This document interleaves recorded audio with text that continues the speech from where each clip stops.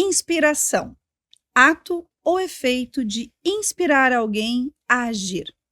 Olá, olá, sejam muito bem-vindos ao Inspiração Datum, série especial do Datumcast, onde os nossos convidados nos inspiram à ação.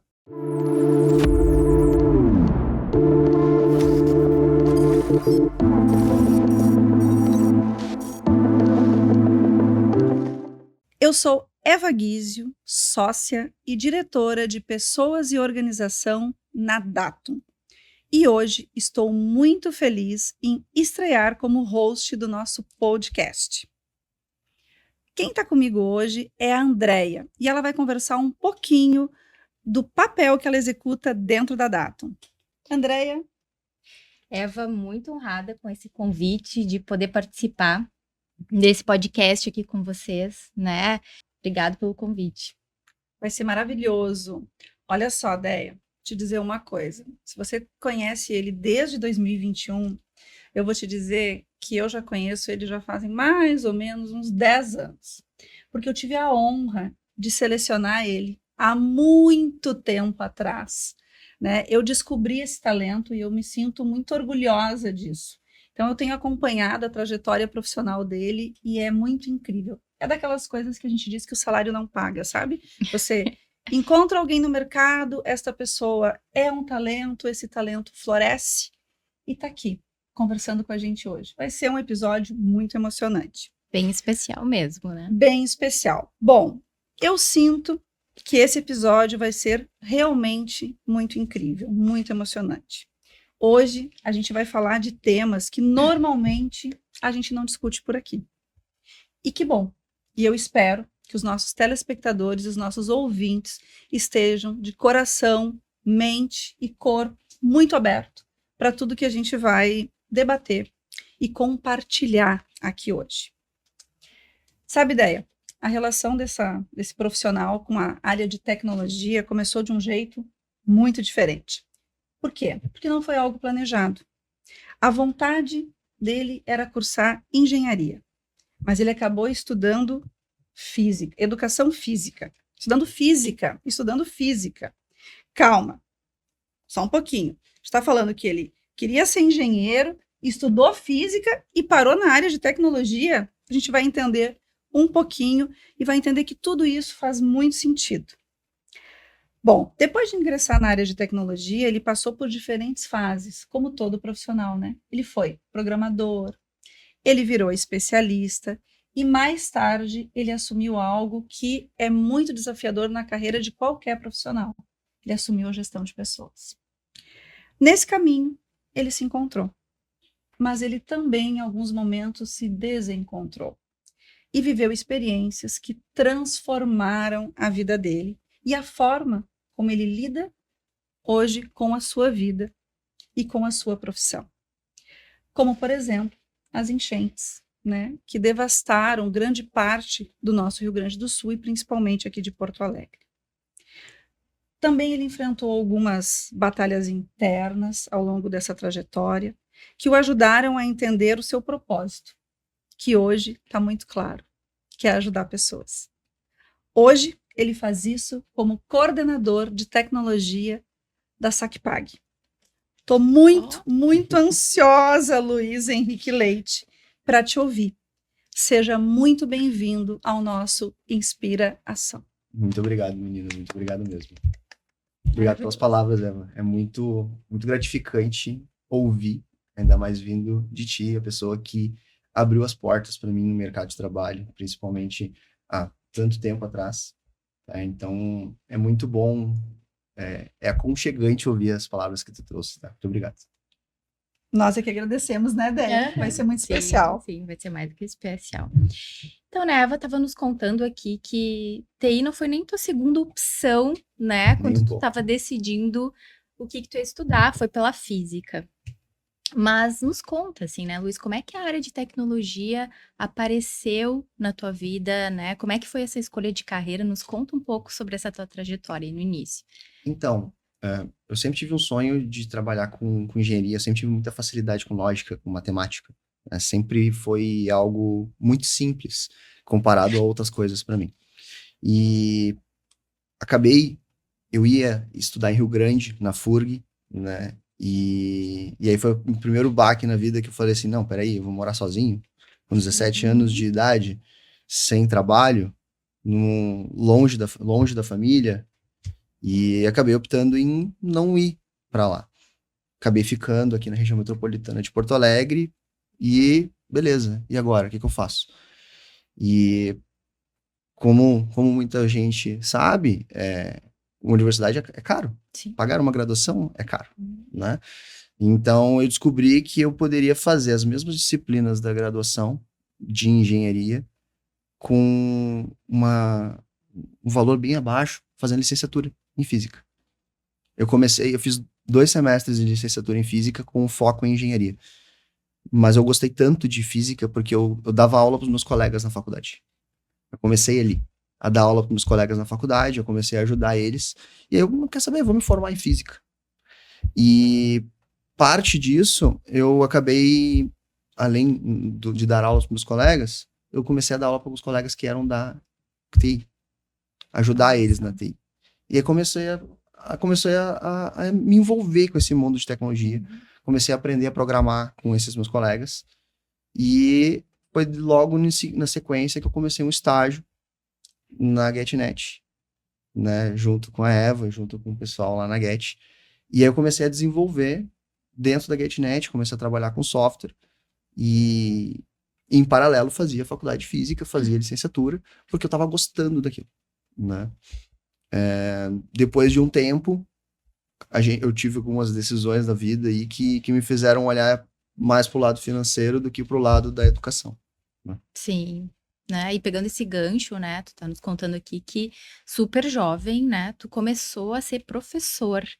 Como é que foi, assim, né? Tão jovem, assumir tantas responsabilidades? Sabe que quando às vezes a gente precisa dar aquele passo na vida pessoal da gente, de buscar uma família, crescer, a nossa vida pessoal mesmo, a gente acaba assumindo algumas coisas muito difíceis e aceitando algumas dores. No período em que eu era estagiário, eu, além de ser estagiário e estudava com física, eu dava aula à noite, dava aula de EJA. Né? Tudo para poder trazer um dinheiro a mais, para eu conseguir ter o meu sonho, que era ter uma casa própria, que era ter um apartamento, que era ter um carro, né? Que era sair, né, do mundo ao qual a gente vivia ali, que não era difícil, mas eu queria conquistar por mim mesmo, sabe? Então a gente acaba, quando a gente dá esse passo na vida, a gente acaba assumindo algumas responsabilidades a mais, muitas vezes, mas hoje, olhando para trás, eu vejo que valeu a pena, sabe? Valeu a pena o esforço de trabalhar 3 turnos, num turno fazer estágio, no outro eu intercalava com trabalho e dar aula, sabe, essas coisas. Isso é gratificante hoje. Sim, tu pôde colher, né? Todos os Exatamente. sonhos aí que tu estava buscando. Exatamente. E no período em que eu dava aula, para mim, eu comecei dando aula na faculdade para os meus colegas e ganhava um dinheiro com isso, né? E quando eu tive a oportunidade de dar aula no EJA e no ensino médio para física, ali foi um dos períodos mais gratificantes que eu tive da vida, porque eu aprendi coisas que a faculdade não ensina. Eu tive que viver momentos com alguns alunos, que os alunos estavam passando por uma dificuldade familiar muito grande e que o melhor lugar para eles era dentro da sala de aula. Eu não podia deixar com que a escola, com que a sala de aula fosse um ambiente complexo para eles, um ambiente tóxico, um ambiente pesado. Precisava ser leve. Então ali eu precisei, eu dava aula de física, né? Física é difícil, né? Física no ensino médio, tu pega alunos que eram muito bons em matemática e se dão mal em física. Tu pega alunos que eram muito bons em português e se dão mal em física, porque tu precisa interpretar como que as coisas funcionam, mas ao mesmo tempo tu precisa correlacionar com a parte das equações, com a parte matemática da brincadeira. Então é muito complexo. E tu pega uma disciplina difícil, complexa, e tu junta isso com os problemas pessoais que cada aluno vem passando, é difícil. Né? Então foi um período muito difícil, muito transformador para mim, justamente porque eu precisava adequar esse tipo de ensino tanto para os alunos de nível médio quanto para os alunos do EJA, que ali no EJA é uma escola totalmente diferente. Ali tu tens alunos de 18 até 60 a mais, que estão buscando uma oportunidade nova de vida ou nunca tiveram a oportunidade de estudar e estão voltando a estudar. Ali no EJA, tive várias experiências marcantes. A turma que mais me marca hoje, eu lembro até hoje, era a maior variedade de idades que eu tinha numa escola, numa sala de aula. Então, eu explicava o mesmo conteúdo, precisava explicar ele de 3, 4, 5 formas diferentes para poder atingir o objetivo de todo mundo da sala entender. Então, foi um período bem interessante, de crescimento profissional absurdo, né? E eu sempre gostei desse meio de ajudar a ensinar as pessoas, né? Eu gostava, acho que, já da faculdade, e aí o fato de eu ir para física e dar aula, isso tudo foi me ajudando a até me soltar um pouco, né? Porque na tecnologia, tu sabe como é que as pessoas, no geral, as pessoas são muito mais introspectivas, né? Sim, sem dúvida. Te escutando, Luiz, é visível o quanto esta fase foi uma fase muito importante na tua carreira, e o teu olho, ele realmente brilha, falando da docência. O que nós sabemos é que foram 4 anos nesse período, até que você realmente teve que tomar a decisão qual caminho seguiria. Também sabemos que teve um casamento nesse período, né? Então, foram muitas mudanças, até que você decidisse que iria realmente investir profundamente na carreira de tecnologia. Como é que foi esse período? Como é que foi essa tomada de decisão? E como é que foi lidar com essa transição de carreira? A gente fala muito, né, da ideia de transição de carreira nos dias de hoje. Sim. Né? O que a gente temos muitos mentores que ajudam a fazer e coaches que ajudam a fazer esse processo. Parece que está muito em moda, depois da pandemia todo mundo quis mudar de carreira, né? Mas o Luiz já fez isso há muito tempo atrás. Como é que foi passar por esse momento, Lu? Conta pra gente. Assim, ele é complexo, né? A gente não pode simplificar algo que de fato não é, tá? Pensa que você está focado num direcionamento pessoal, um direcionamento de vida, que no meu caso era a docência, e a questão financeira da docência não estava resolvendo os meus problemas familiares, não estava me ajudando financeiramente. E eu tinha conhecimento em tecnologia, eu sabia desenvolver, eu sabia programar, e ali eu estava tendo um desafio de desenvolvimento de software. Então, veja, assim como eu era desenvolvedor de software num período do dia, outro período do dia eu dava aula. E era o que eu gostava. Então eu dava aula porque eu gostava e eu trabalhava com tecnologia porque eu precisava. E eu vi um marco ali que eu tô precisando muito mais disso agora. Então eu vou focar mais na área de tecnologia. Eu acabei eu recebi algumas propostas de emprego para trocar de empresa, na época eu trabalhava na GetNet, e eu sempre negava. Sempre dizia, não, tô bem aqui, tá tudo certo, depois a gente conversa. E um dia, atolado em conta, casado, né, morando junto, eu vi a necessidade, não, eu preciso dar um passo de carreira, eu preciso buscar a minha estabilidade financeira. Eu não posso trabalhar manhã, tarde e noite e mesmo assim ainda ter dívidas. Não tá certo isso? Eu preciso dar esse passo. E aí veio uma oportunidade para eu continuar na área de tecnologia e a minha contrapartida foi, não, beleza, eu foco, mas eu não vou trabalhar 3 turnos. Eu preciso qualidade de vida também. Eu preciso estabilizar a minha estrutura. Então eu aceito essa proposta, eu aceito esse trabalho e eu quero focar nele. Então, para eu focar nele, eu quero trabalhar exclusivamente nisso. Quando eu saí da GetNet e fui para a antiga Conductor, hoje Doc, eu fui com esse viés de dar esse passo de carreira, de ter esse direcionamento. E quando eu fui para a Doc, foi o período em que eu saí da escola. Foi o período em que eu fiz larguei da docência. Né? Eu já tinha avisado, eu pedi 45 dias para a empresa. Logo depois que eu fui para a Doc, fiz 45 dias para o meu antigo chefe. Falei assim, eu preciso de 45 dias, porque eu preciso finalizar o trimestre na escola. E aí eu vou deixar o trimestre finalizado, finalizar todas as provas, todas as avaliações, vou deixar preparado o próximo trimestre para o próximo professor. Eu fiquei 45 dias acordando, indo para a escola e ainda trabalhando depois dos outros turnos, com aquele sentimento de despedida, né? De, será que eu estou fazendo a coisa certa? Eu acho que isso passa na cabeça de todo mundo que vai fazer a transição.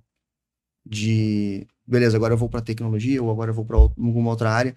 E quando tu decide fazer, será que eu tô fazendo a coisa certa? Será que eu tô no caminho certo? Mas depois que tu dá o passo, tu precisa encarar de frente. Tu precisa baixar a cabeça. Não, beleza, é isso, vou fazer o meu melhor para finalizar o que eu tenho aqui para finalizar e vou fazer o meu melhor aqui porque é o meu direcionamento de vida, minha família depende disso, eu dependo disso e é um direcionamento de carreira que eu quero ter. Então, quando todas as partes da nossa vida estão bem definidas, a gente sabe para onde vai. Então, a gente aceita várias etapas que às vezes não são legais, não são bacanas, porque é o teu direcionamento, é aquilo que tu quer. Perfeito. Então, tu vai passar por momentos difíceis? Vai. Vai ser complicado muitas vezes? Vai, mas não é o que tu quer. Não é o que tu tá buscando. Então, dar o passo é difícil. Mas depois que tu der o passo, tu tem que continuar. Porque senão vai ser pior. Então, a transição ela é difícil. Eu dei esse passo, foram os primeiros meses muito complicados. Mas depois eu tive um salto de carreira muito grande.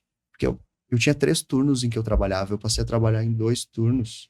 Na verdade, não era 2, era 2 e um pouquinho a mais. Porque eu estava acostumado a trabalhar numa rotina muito mais intensa. E eu tive um crescimento profissional dentro da área de tecnologia muito grande, porque eu conseguia focar naquilo. Direcionar os meus esforços para aquilo. Então, foi uma mudança. Foi difícil, claro. Acho que toda mudança, ela é difícil um pouquinho, né? Sim. Mas foi muito, muito bom, né? Pro meu direcionamento profissional atual. Muito bacana. Que legal. Falando de transição, né? Tem uma transição que é bem natural profissionalmente, que é assumir um cargo de liderança, né? E tu traz, né? Tu liga muito nessa questão das pessoas como professor, né? Que tu gostava bastante, que tu percebia que tu estava ajudando as pessoas, na questão de se comunicar com diferentes idades, públicos, né? E isso fala muito também, né? Quando a gente pensa num líder, né? Foi quando tu assumiu esse papel de liderança que tu encontrou o teu propósito de ajudar as pessoas? Foi quando eu assumi um papel de liderança técnica e eu senti essa diferença. Quando, já na atual empresa, na SacPag, que eu tive a oportunidade de, dentro de um time, dentro de uma squad de desenvolvimento, alguns colegas precisando de ajuda, não sabendo como avançar tecnicamente em alguma atividade de programação, de desenvolvimento de software. E eu comecei a ajudar eles. Então foi aonde eu comecei, e eu já era o mais sênior da squad ali, e então, por eu ser o mais sênior, os mais júniores olhavam para mim com um sinal de cara, me ajuda, você é o mais sênior, você é a pessoa que precisa nos dar o respaldo, né? E aí eu precisava ajudar eles, então foi um momento, ali eu já comecei a juntar tudo aquilo que eu fazia como professor, que eu ensinava e ajudava os jovens ou no EJA a aprenderem com os meus colegas, com o estagiário, com o desenvolvedor em início de carreira, a entender como que as coisas funcionavam ali. Então ali foi o primeiro momento que eu acho que eu tô indo no caminho certo, né? Foi um bom tempo nesse papel de líder, especialista técnico, aí agora vai atuar um pouco no papel de arquitetura de sistemas, para definir um pouco de padrões, mas sempre, nunca sozinho, sabe? Sempre ensinando alguém, sempre ajudando alguém, sempre tudo isso me motivava. Até que um dia, um antigo gestor meu falou assim, a cadeira de líder de pessoas, a cadeira de coordenação de pessoas, a cadeira de gerente de pessoas, ela tá ali. E vai simplesmente, tu vai ser. Não vai ser eu que vou chegar e vou dizer agora até coordenador. Não, as pessoas vão dizer, não, tu já é coordenador, só mudou o cargo. Pelo dia a dia, pela forma com que tu tá cuidando das pessoas, pela forma com que tu tá ajudando. E foi muito natural essa minha transição de liderança técnica para coordenação. né? Quando aconteceu, na Sacpag, a empresa que eu trabalho hoje, tem muito uma questão que é o momento uau, né? Que é quando acontece alguma coisa que ela é, uau, isso é maravilhoso. E quando houve a minha transição de líder técnico para coordenador, foi feito o momento uau com os meus liderados e com o time. E a melhor coisa que eu ouvi depois foi, cara, obrigado, tu já era líder. Né? Foi merecido. Tu tá se tornando um coordenador agora de forma oficial, mas tu já era um líder para nós. Então, isso é muito bom ouvir. Né? Então, Sim. foi uma transição que eu digo mais natural, porque como eu fazia um papel de liderança técnica, de conversar, de alinhar, de, às vezes, até ouvir o colega que tá passando por uma dificuldade. Pô, às vezes, dificuldade, a gente não é duas pessoas, né? Nós somos uma só, né? É difícil separar o pessoal do profissional. Mas a dificuldade profissional afeta a nossa vida pessoal e vice-versa. Então, às vezes, eu vi um colega que está passando por um problema em casa, que está passando... Isso tudo ajudava. Né? Então, eu já estava fazendo um processo de liderança, de gestão de times, sem saber. Simplesmente sendo um líder técnico e ajudando meus colegas. E reconhecido, né? Antes de assumir nessa posição, reconhecido naturalmente ali por todos. Que Acho legal. que essa é a maior virada de chave, assim. Né? É tão bom quando tu olha alguém que foi promovido e tu diz assim, cara, esse cara merece. Esse cara merece estar lá no lugar que ele tá.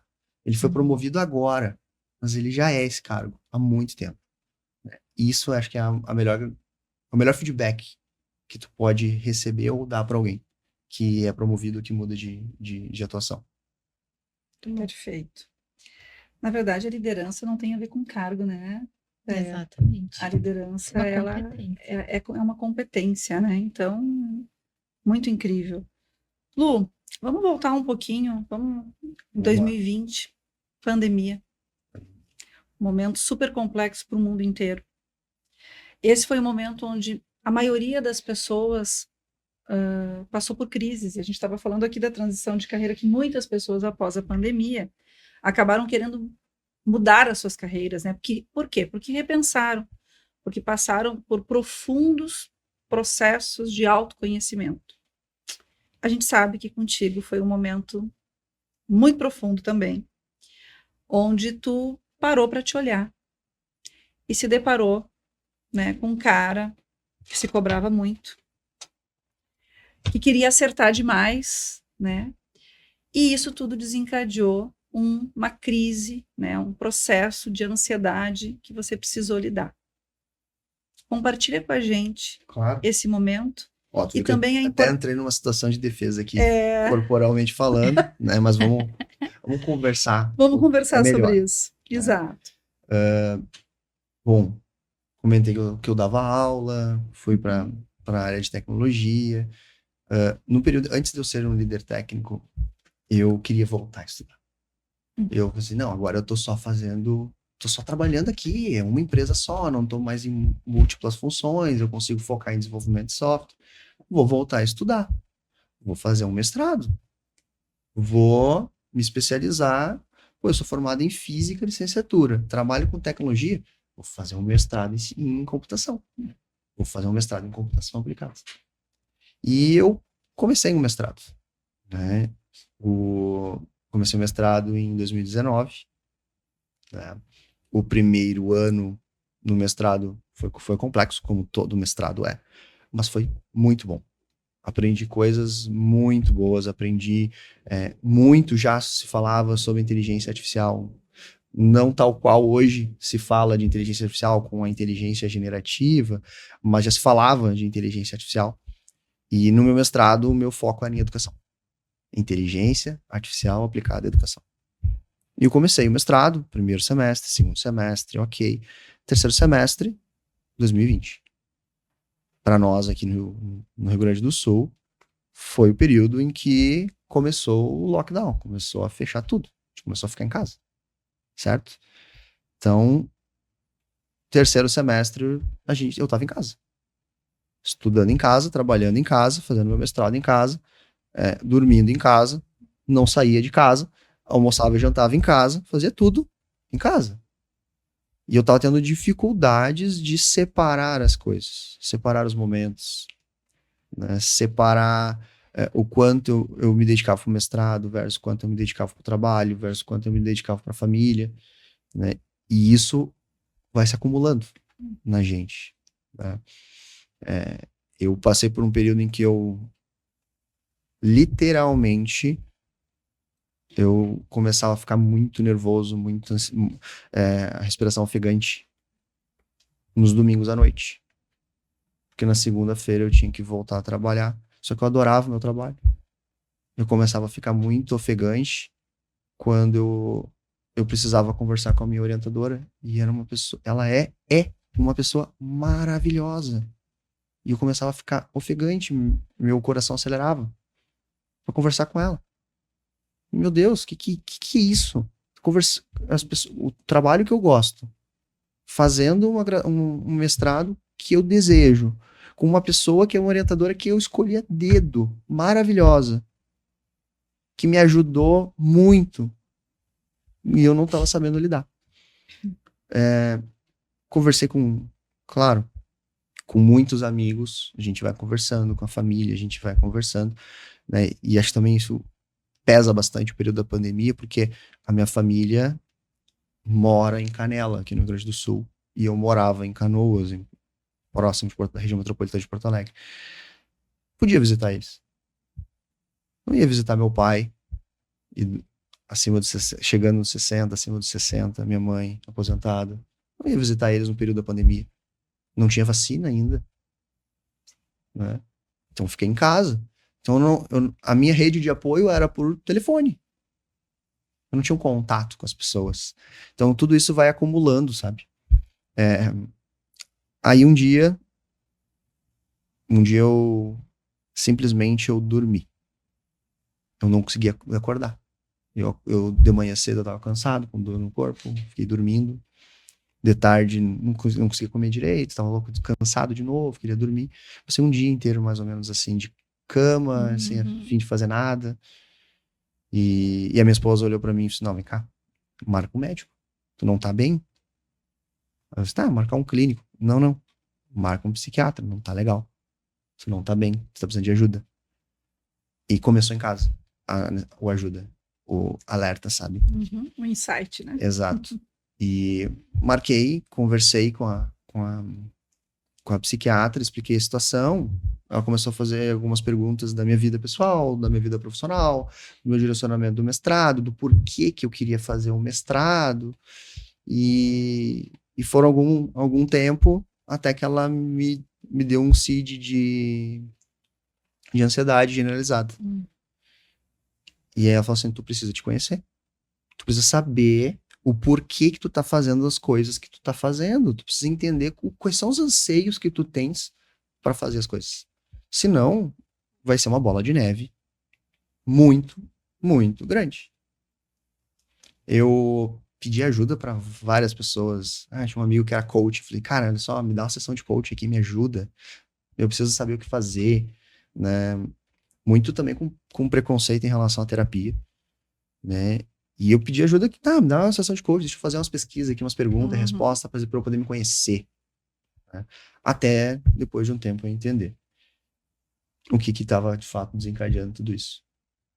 Eu tinha um desejo de fazer um mestrado, porque na minha família ninguém era mestre. E eu queria ser o único mestre da família. Para mim, Luiz, na época, eu dizia que era maravilha. O Luiz é mestre. Mas hoje eu não vejo. Eu vejo que não que eu tenha perdido 2 anos, mas que foram 2 anos de muito aprendizado. Aprendi muita coisa com o mestrado. Aprendi muita coisa com os colegas, com a professora, com todo mundo. Mas o objetivo, na época, não era o objetivo certo. Quando eu entendi isso, as coisas mudaram. As coisas mudaram porque aí eu comecei a entender isso e comecei a entender outras coisas da minha vida pessoal. Dos porquês que eu estava fazendo cada coisa. Aí minha vida mudou da água pro vinho. Comecei a entender as coisas, entender Luiz, você está trabalhando, mas qual é o teu objetivo com esse trabalho? Não, eu tenho um propósito, eu gosto do que eu faço, eu gosto da empresa, eu gosto de fazer diferença no mercado financeiro. Então é por isso que eu estou aqui. nesta empresa. Você não poderia estar em qualquer outra. Eu sei porque eu moro aqui, porque eu gosto dessa cidade, eu gosto disso, eu gosto daquilo. Começar a entender essas nuances fez a diferença, sabe? Né? A jornada de autoconhecimento. É necessário para todo mundo. Acredito muito nisso, que quando tu vê colegas e pessoas que ainda não se conhecem ou que vêm com conceitos formados sobre algumas coisas que tu vê que a pessoa não estudou ou não foi atrás, cara, te conhece um pouco mais, saiba por que tu fica com raiva em determinadas situações, saiba por que tu toma as decisões da forma com que tu tá tomando. Isso tudo ajuda a gente a se entender e buscar o melhor caminho para si mesmo, que é o caminho que a gente se encontra, sabe? Muito profundo ainda é. Bastante. Sabe, Luiz, eu gosto de sempre comentar isso com os líderes, que a base para uma boa gestão de pessoas passa pelo autoconhecimento do líder. Então, eu não tenho dúvida que o teu time deve ser e deve estar, né, muito orgulhoso desse líder, porque um líder que se conhece está preparado para qualquer desafio. Vamos seguir falando um pouquinho ainda de crises, né? Passada a pandemia, 2024 foi um momento muito difícil para todos os gaúchos, né? Acho que só quem esteve aqui consegue ter a dimensão, né, do que vivemos, né? Uma das piores crises do nosso estado. E Porto Alegre foi uma das cidades mais afetadas. E dentro de Porto Alegre, o bairro Maitá foi um dos bairros, um dos primeiros bairros, né, talvez o bairro mais afetado. E o Luiz, mora no Maitá. E não só viver esta crise, e em tão pouco tempo, né, uma nova crise, isso mudou algo dentro dele, porque ele ajudou muitas pessoas e viveu intensamente aquele momento. Então, Lu, compartilha com a gente os aprendizados do ano de 2024. 24 chegou, o início do ano, questões pessoais. A gente tinha se mudado da nossa cidade, a gente morava em Canoas, e também muito afetada, né? Foi afetado, mas a região onde a gente morava era uma região alta, ela não nas enchentes ela não foi. Uhum. Mas nós vendemos lá, nós íamos para um outro lugar e não deu certo. Não deu certo o negócio. Meu sogro e minha sogra prontamente, não, vem pra cá, vem morar com a gente.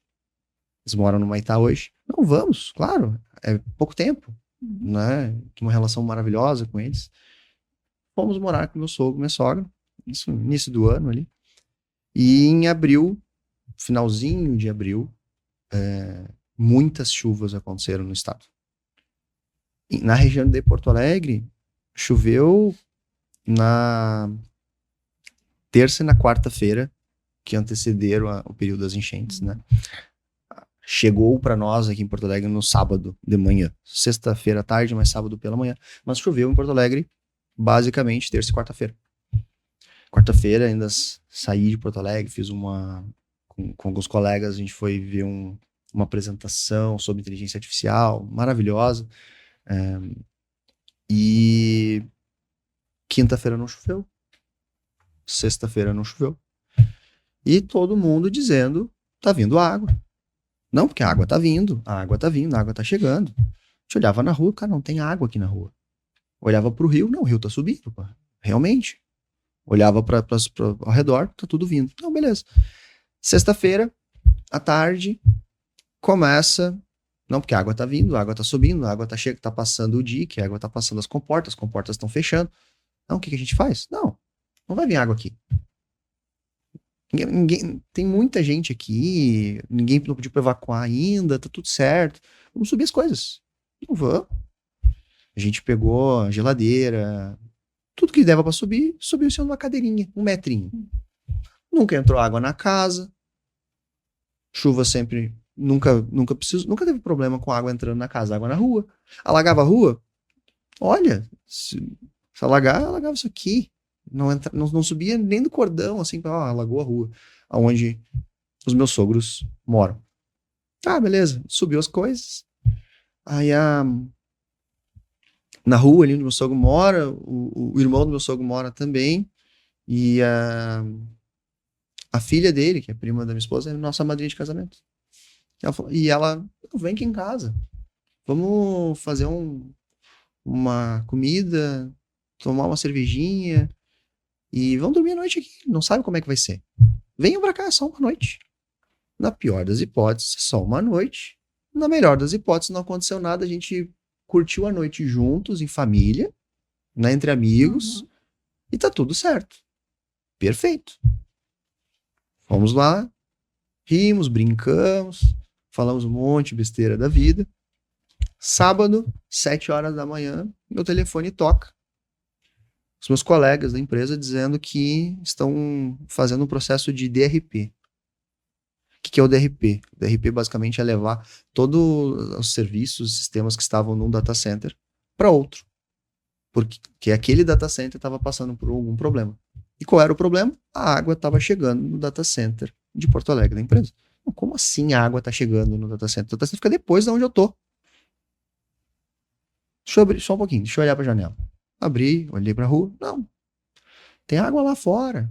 Eu estava ainda no apartamento da nossa madrinha de casamento, que era alto, 5º andar e tal. Tinha água lá fora, mas não tem nada. Não, mas beleza, já que estão fazendo, a orientação é que vão desligar as luzes, vamos fazer, vamos finalizar. E até às 10 horas da manhã, com o pessoal, pra gente migrar os serviços. 10 horas, não, vai cortar a luz. Cortou a luz. Aí cortaram a luz tanto da empresa, da sede de Porto Alegre, isso já era sábado. E cortou a luz onde a gente estava. Terminou a luz. Tá, beleza. Vamos descer, vamos dar uma olhada, o que é, como é que tá a rua. A gente olhou assim, olha, dá pra andar na rua, tá tranquilo, não tem água aqui ainda. Tá? Mas as entradas e as saídas do bairro, só de jipe. Só de jipe. Carro nenhum passa. Opa. Não, mas vai baixar, né? Não tá chovendo, tá um sol, um calorão, todo mundo de bermuda ou sem camisa. Tá, perfeito. Vamos organizar as coisas aqui, vamos ficar um dia em casa, sábado mesmo. Sábado, a água começou a subir mais, durante o dia. Sábado, 6 horas da tarde, já não passava o jipe, só barco, no bairro. E a gente tava em casa, tava ali, não tinha saído. Não, mas vai baixar, não pode subir tanto assim, né? Não tem água tanto para vir. Nunca subiu antes. Será que vai vir de novo? Será que vai vir? Vai ser a mesma coisa aquela vez? Mas o bairro não existia lá na última enchente. Não, mas estamos em família. Vamos ficar junto aqui por mais um dia. Vamos ver como é que vai ser. Domingo foi um ápice dos resgates. Domingo, muito barco, muito jet ski, muito helicóptero. Defesa Civil para um lado, para o outro, resgatando pessoas e levando pessoas para abrigos e para lugares, e nós ali no meio. O que a gente faz? Vamos sair? Vamos ficar? Aí conversa com o Odão, o barco tá indo para tal lugar, o outro barco tá indo para outro. Tá, mas eu não vou separar todo mundo aqui, cara. A gente tá em 11. É muita gente. Tem a minha família, meus sogros, né? A família da nossos padrinhos de casamento, o irmão do meu sogro e a cunhada dele estavam lá, estavam com dengue para ajudar, né? E não, vamos ficar mais um dia, né? Segunda-feira a gente estava lá junto e segunda-feira começou a ser um período um pouco mais complexo, porque a gente começou a ouvir muito tiro ao longo da noite, muito tiro. Isso de domingo para segunda. E nós dentro de um apartamento, no 5º andar, era um condomínio fechado, mas o segurança também estava na mesma situação que a gente. Né? Não tinha como revezar, não tinha como trocar de segurança, porque estava ali conosco, né? E muito tiroteio à noite. À noite não tinha patrulha, não tinha nada, né? Não tinha segurança na região. E a gente começou a ficar muito preocupado. O que o condomínio fez, os condôminos? Vamos colocar os carros à noite, ligados com o farol pro lado da cerca, pro lado do muro, pra gente acompanhar a situação. Então, nesse período, foi um período de quase que um cerco bem complexo. E a gente estava com a família toda ali, junto. O que a gente faz? O que tu vai fazer? O que faz numa situação dessas? Ou tu fica, ou tu sai. Se tu tem condições, tu tem como dar condições para tua família da situação, tu fica. Se não, tu tens que sair. Na terça-feira pela manhã, a gente, em conjunto, a decisão foi em conjunto, vamos sair. Vamos sair todo mundo, pro mesmo lugar. Então a gente vai conseguir um barco, ou que caiba 11, ou 2 barcos, mas que vão pro mesmo lugar, vamos juntos pro mesmo lugar. Perfeito. E quem disse que a gente tinha celular para mandar mensagem? A gente carregou o celular no carro, por sorte uma parte do condomínio não estava alagada, tinha como carregar o celular com a bateria do carro, gasolina e tal. Carregou o celular, isso já não tínhamos mais água, a Defesa Civil tinha levado a água para nós para poder tomar. Banho, aquecer água como se o gás não tinha também, né? Quando tinha gás, no período que deu, tinha que tomar banho. O banho era gelado, era água ali, botava um sabão e um pano para passar no corpo, para se limpar pelo menos, para não, né? E começou a ficar muito complicada a situação. A situação que a gente chegou e falou, não, isso aqui está se tornando sobreviver. A gente não está mais vivendo. A gente não tá... Vamos sair daqui. Terça-feira conseguimos um barco. 2 pescadores do município de Imbé estavam aí para ajudar. Passaram o tempo todo trabalhando. Terça-feira pela manhã, eles pegaram a gente na frente do condomínio. A gente entrou na água, com a água até o joelho, para onde o barco entrou, subimos no barco. Quando o barco sai do condomínio, todos os carros na rua, na frente do condomínio, estão embaixo d'água. Tô falando de quase 2 metros de água. A gente saiu e fez um trajeto que demora 5 minutos. Ficamos 1 hora dentro do barco, fazendo o mesmo trajeto. Passou por bares, por restaurantes, por farmácias, supermercados, que as comidas estavam boiando, as mercadorias estavam na rua, os remédios estavam soltos na água. E nós passamos de barco ao lado, com água 2 metros de altura. As paradas de ônibus, todas elas embaixo d'água, sem exceção. A gente fez um trajeto até chegar na parte onde o pessoal estava recebendo os resgatados. Esse trajeto demorou 45, 50 minutos. A gente passou por, não devo ter contado, mas com certeza mais de 20 barcos de resgate levando muita gente. Muita gente. A gente passou por muito helicóptero. Nós passamos por caminhões do exército, aqueles caminhões anfíbios do exército que entravam na água justamente porque eles estavam indo nos locais em que era difícil acesso. Uma situação que nunca que alguém ia imaginar dentro de uma cidade, de um município estruturado, digamos assim, em relação ao resto, né, dos demais municípios. É a capital do estado do Rio Grande do Sul. Não vai imaginar que a capital do estado do Rio Grande do Sul vai entrar quase numa situação de sítio, em que ela estaria sitiada pela água, em que tu teria o exército em campo, tu teria forças policiais em campo, todo mundo armado, quase que um cenário de guerra. Nós descemos. Quando a gente desceu do barco, assim, acho que uma emoção, não sei explicar, mas todos os 11 choraram juntos, tipo, só chorar. Agora a gente tem que sair daqui, a gente tem que ir para algum lugar. Não, o pai do meu padrinho de casamento tinha um apartamento aqui numa outra região mais alta de Porto Alegre. Não, meu pai e minha mãe estão vindo aqui nos pegar. Beleza, vamos pra frente do mercado e vamos esperar eles. A gente chegou na frente do mercado, chega o pai dele, começa todo mundo se abraçar de novo, chorar de novo. Chega a mãe dele, todo mundo se abraça e chora de novo. Emprestaram O irmão dele me emprestou o celular, eu liguei pros meus pais. Quando eu liguei pra minha mãe tava no outro lado chorando porque eu tava bem. E eu não, claro, minha mãe tava preocupada. Eu não queria preocupar ela, eu segurando o choro do outro lado. Porque minha mãe tá chorando e eu não quero que ela ouça eu chorando do lado de cá. Porque apesar de eu estar bem, pra sair de Porto Alegre só tinha uma saída. E tava congestionadíssimo pra sair de Porto Alegre.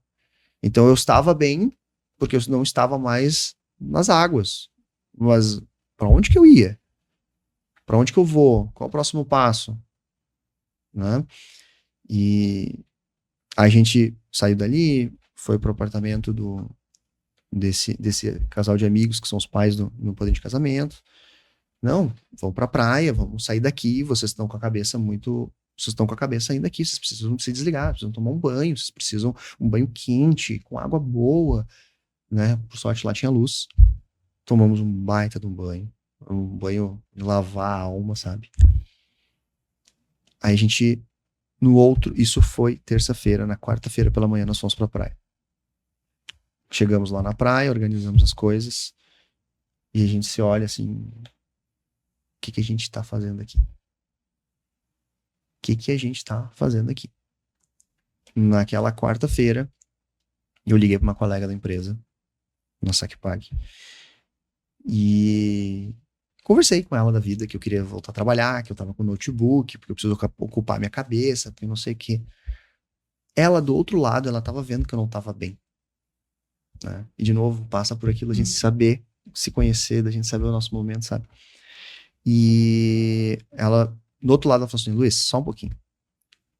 A gente tá 45 minutos, 50 minutos, 1 hora conversando, e o assunto é o mesmo. Tu não tá legal.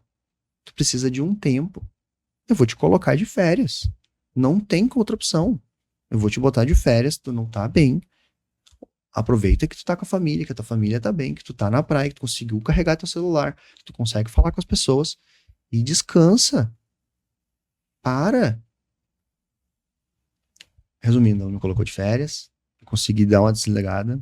Mas eu só fui desligar depois de um tempo. Porque o meu sogro e minha sogra, eles são donos de um restaurante no bairro Maitá. O restaurante ficou embaixo d'água.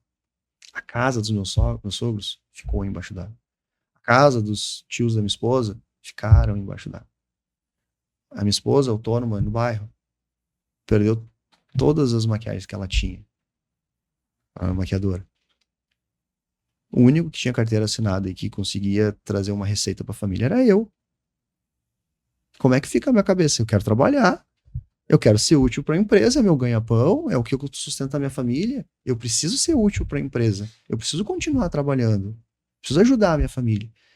Então, foi um período muito difícil. Eu fico lembrando aqui, e aí vem vários flashes na cabeça de vários outros momentos também. Mas não digo que foi bom ter passado, não, mas foi um aprendizado de empatia muito grande. De eu olhar para a pessoa do meu lado e dizer, cara, tá a mesma coisa que eu. Né? Eu na praia, indo no Centro Olímpico para buscar roupa. Porque minhas roupas todas estavam embaixo d'água. Né? Perdi tudo. Usando roupa. Sacola de roupa nas minhas costas. Doada. Uma cesta básica embaixo dos braços do meu sogro, né? E a gente caminhando de volta para o apartamento, que também não era nosso, era de amigos que nos emprestaram espaço para dormir num colchão inflável no chão. E a gente estava feliz juntos, e a gente estava bem juntos. Né? Então, é bem... um período complexo, né? Nossa, te escutando, os detalhes, fiquei em choque, né? Te escutando. Questão da água ali, né, e tudo que aconteceu, e principalmente o aprendizado, né, que se tira disso, né. Para que tanta roupa? Para que investimento em tanto bem material? Né? A volta foi o momento de maior aprendizado em cima de tudo isso. Isso foi o momento em que a gente saiu de casa e ficamos lá na praia. A gente tá na praia. cara, minha cabeça não tá na praia. Entendeu? Eu olhar para os meus sogros pensando o que eles iam fazer da vida. Quando voltasse não tinha mais nada, né? Com 50 anos de idade, a empresa deles embaixo d'água, né? Buscar reservas financeiras, formas de ganhar dinheiro. O que vão fazer? Preciso limpar a casa para poder ter onde morar e preciso arrumar a minha empresa ou entrega a empresa. E se entrega a empresa, vai fazer o quê? E assim como tinha eles, tinham outras pessoas que estavam na mesma situação. Até situações mais delicadas. Então, foi um momento complexo, né? A volta foi um aprendizado muito grande. Porque quando a gente voltou para Porto Alegre, de novo para um outro apartamento emprestado, em outra localidade, para ficar perto de poder limpar. Vai ficar perto de poder limpar. E quando a gente ia limpar, ainda tinha água. Baixinho, mas tinha água. Nessa hora é muita humildade, né? Muita humildade para dizer assim, cara, a gente precisa uns dos outros. Né? Não somos sozinhos e sozinhos não damos conta. Né? Então, com certeza. Foi um período em que, assim, tu tinha que ajudar o próximo porque ele ia te ajudar e tá todo mundo se ajudando e que as coisas não tinha outra forma, né? As pessoas ajudavam sem pedir nada, em troca, né? Todos nós estávamos na mesma situação. Com certeza. Né? Voltamos para casa, chegamos lá, limpar, o que a gente faz? Como é que a gente chega lá no fundo da casa para limpar? Não, tem que tirar as coisas para fora. Tá, mas onde é que a gente coloca as coisas? O primeiro dia foi para chegar na casa. No segundo dia, quando a gente foi limpar na praça próxima, tinha um morro de guarda-roupa, colchão, sofá, tudo, roupa de cama, tudo ali, berços. Aí tu diz, cara, tem um berço ali. Não serve pra nada aquele berço, ficou embaixo d'água 30 dias. Sim, tempo demais, né? Muito tempo. Mas vamos falar de futuro. Com certeza. Então, tem aí o mestrado, a liderança, a carreira, né? Muitas possibilidades, né? Nos conta aí o que tu tá pensando, qual que é o teu foco, né? O que tu tá vislumbrando aí pro teu futuro. Quando eu fui para a área de tecnologia, né? Eu sempre gostei da área de desenvolvimento de software. Sempre gostei de construir coisas, né? Acho que também era o Luiz, criança, querendo fazer engenharia, sabe? Sim. Então eu sempre gostei de construir coisas. Então, o desenvolvimento de software é a parte que me brilha os olhos. Cara, a gente não tinha isso. Não, mas a gente desenvolve algo que vai conseguir ter isso, sabe? Hoje, eu sou o coordenador de um time de desenvolvimento de software, né? Eu vejo cada vez mais o desenvolvimento crescendo muito mais com o mundo agora da inteligência artificial. Né? É um tema latente, é um tema que já se pesquisa há muitos anos, com várias nuances de inteligência artificial. E hoje, a inteligência artificial generativa, ela tá evoluindo o mercado. Ela está evoluindo em cada uma das áreas. Né? Então, eu acredito muito que vai acontecer, que a inteligência artificial vai conseguir desenvolver softwares no futuro, como já tem o uso da inteligência artificial para apoiar no desenvolvimento, mas eu acredito que a inteligência artificial vai conseguir desenvolver um dia um software. Pode ser uma utopia dizer isso, mas eu acredito que isso vai acontecer num médio prazo ali. E o time de desenvolvimento de software vai ter que lidar com isso. Vai ter que usar a inteligência artificial a seu favor. Vai ter que saber trabalhar com a inteligência artificial a seu favor para cada vez mais evoluir as coisas. Né? Eu me vejo ainda como um gestor de time de desenvolvimento de software. Eu acredito muito nisso. Né? Eu acredito muito que o desenvolvimento hoje ele é transformador para a sociedade. Né? Independente da área, do time, da empresa que esteja atuando ou trabalhando, ele vai mudar a sociedade, ele vai fazer diferença. Né? Então, eu acredito nisso, eu acredito que a inteligência artificial está vindo para aumentar essa performance. A gente entregar mais rápido, para que as coisas entreguem com maior qualidade. Recentemente, a gente está vendo entra mês, sai mês uma nova inteligência artificial surgindo, ou a mesma inteligência artificial muito mais inteligente, né? Então, a gente precisa olhar para isso, né? O mercado de tecnologia precisa olhar para isso, né? Quem não olhar vai ficar para trás, é natural. As mudanças de tecnologia, as mudanças da vida acontecem muito em relação a isso. Bem, Déia, Luiz, infelizmente o nosso tempo está chegando ao fim. Então, para os nossos ouvintes e telespectadores, vamos para o bate-bola, Lu? Vamos lá? Vamos lá. Qual a tua maior conquista? Nossa, era para ser um bate-bola?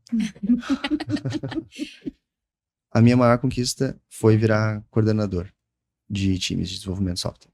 Foi o período foi onde de fato eu me encontrei. Liderar gente, né? Pessoas. Não sistema, né? Não. Não máquina. Não né? máquina. Maravilhoso. Qual o teu lema? Meu lema? Todo dia um aprendizado novo. O que você detesta? Negligência. Quem te inspira a ação? Meu pai. Meu pai. Com certeza é o meu pai. Eu lembro quando eu era criança que eu ficava acordado até as 11h30 da noite esperando meu pai chegar do trabalho. E quando eu acordava ele não estava em casa. Porque ele já tinha ido pro trabalho. Depois que ele foi se aposentando, foi ficando mais velho, ele me levava na escola. Ele mudou os horários para poder me levar na escola. Então ele me levava, me largava na escola. Então meu pai é a minha força inspiradora de dar o próximo passo na vida, sabe? Desde muito tempo. Maravilhoso. Até me emocionei. Também. Porque isso também me fez realmente me lembrar seu Antônio, meu pai, que já está num lugar muito melhor que o nosso. E a profissional que eu sou hoje, eu devo a ele também. Incrível, Luiz. Muito obrigada. Eu que agradeço, meninas. Né, Déia? Estamos honradas. E eu disse que seria um episódio muito emocionante. Muito obrigada por todo o aprendizado e parabéns por ser um líder que realmente entende o poder do autoconhecimento, né, Déia? Gratidão. Muito obrigado. Obrigado. Bom. Obrigada, Luiz. Maravilhoso. Acho que vale um brinde, né? Com certeza. Vale um brinde.